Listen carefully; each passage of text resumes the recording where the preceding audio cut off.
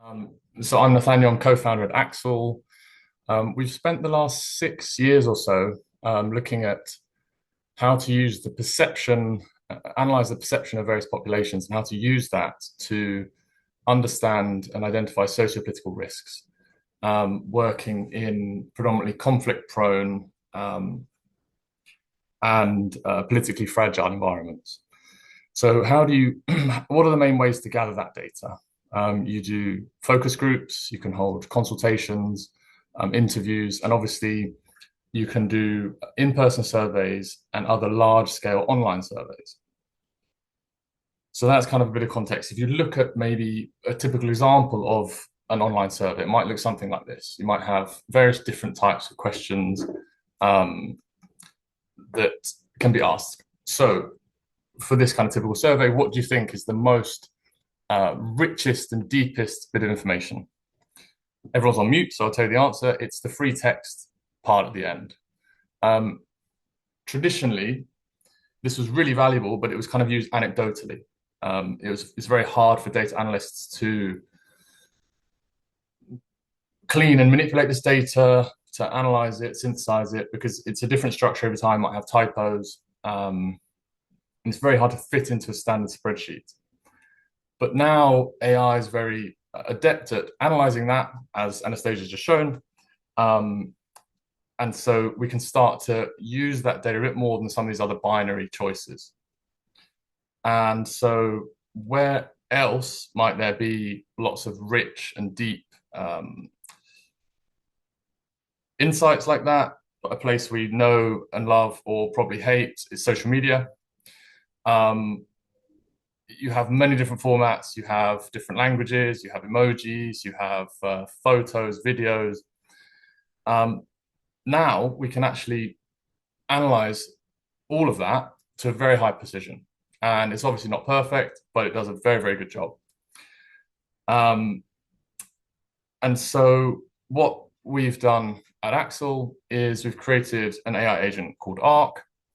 It gathers all of that open source data across lots of different digital platforms, and it gathers it all together. It's trained on our methodologies. We've been working with governments, universities, and NGOs to tailor that through real life projects and case studies, so that the AI agent knows what to look for and knows how to analyze it and synthesize it. That's then crucially verified by humans at the end to create insights that are running non-stop on all the data that's out there on online platforms. This is really such a game changer for how you can gather information from what's already out there. Running surveys and focus groups and conversations will always be crucial, but they can be expensive and slow. And so if we can layer this on top, you get really interesting hybrid data collection. So I'll just flip over to our platform. So hopefully that's still visible. This is Arc. It's a private platform for now, so it's membership based. It's an app format, so it can be on a mobile, really easy to access, also on desktop here. And this is an example of one of a client account that I'm demonstrating here. It's following some of the topics of the UN Security Council agenda. This is updated every day.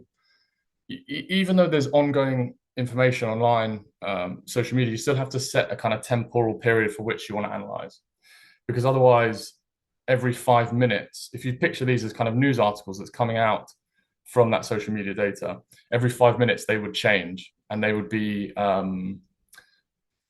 there would be errors because a new set of tweets or a new YouTube video would interrupt that insight. So you have to set a kind of thing. So we do it once a day, sometimes twice a day in certain situations, and then you can get really rich, detailed insights that say it looks at the last 24 to 48 hours and compares that with what's happened previously in our data set.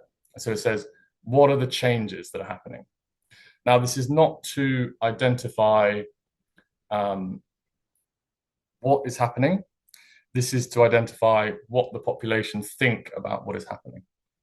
So we're not trying to compete with hard security data sets. We're really trying to have a layer of socio-political insights, what the population think about these changing security situations. So, and crucially, it looks at what is being spoken about in mainstream media and compares that to what the population is saying. And so you get a really interesting disconnect sometimes there, where the predominant narratives that you might read in media, the population in different local contexts don't mirror that to the same degree.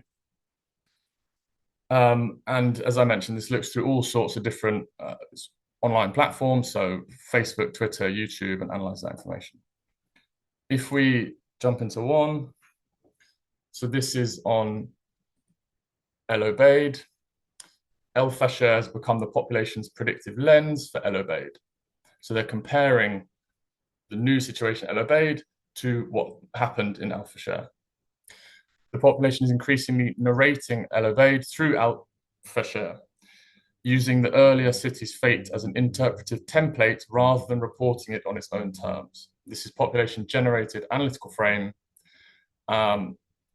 and official reporting documents that the drone campaign does not foreground the analogy. So this is a kind of what the population is saying, separate to how official documentation of it.